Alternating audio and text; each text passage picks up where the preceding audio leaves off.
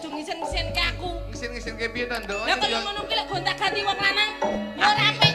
Aku iki Grab, Nduk, Grab. Grab apa? Grab kok digoncengi wong lanang dilebokke hotel. Grab apa? Lah ya Ngomong kok. Nduk, aja kasar-kasar ambek ibumu to. Lho tumah lek ra ngono kuwi gak kapok-kapok. Aja kasar-kasar ambek ibumu. Ibumu kate ya apa-apa. Sawise bapak gak ono, ibumu ya gemati. Piye to? Gemati kepiye to, Mas? anakku.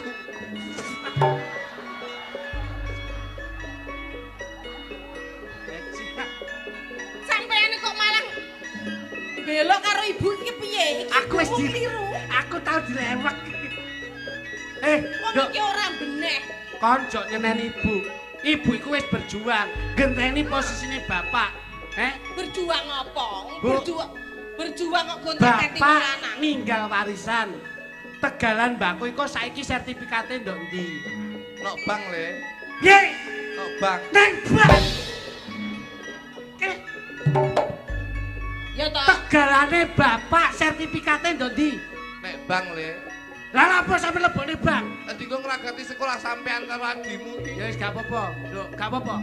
Terus aku takok gudange mbako bapak sing ndok kulon prapatan sertifikate ndok ndi?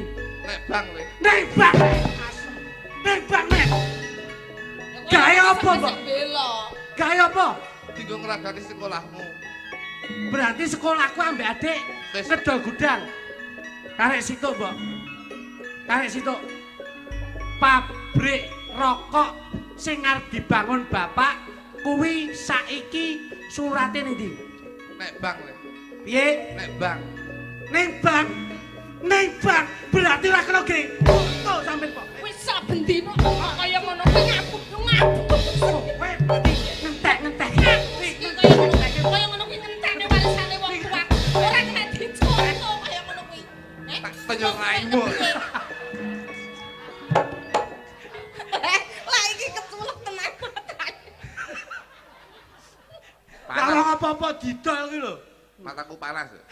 Iki kan peran. Peran, ya Kudu peran. ngayati ngono. Baru kene loro tonyo mataku ya. Iki ngesake Pak. Mas Klitik. Dadi ngeten lho, Pak. Heeh. Kula niki memberi edukasi.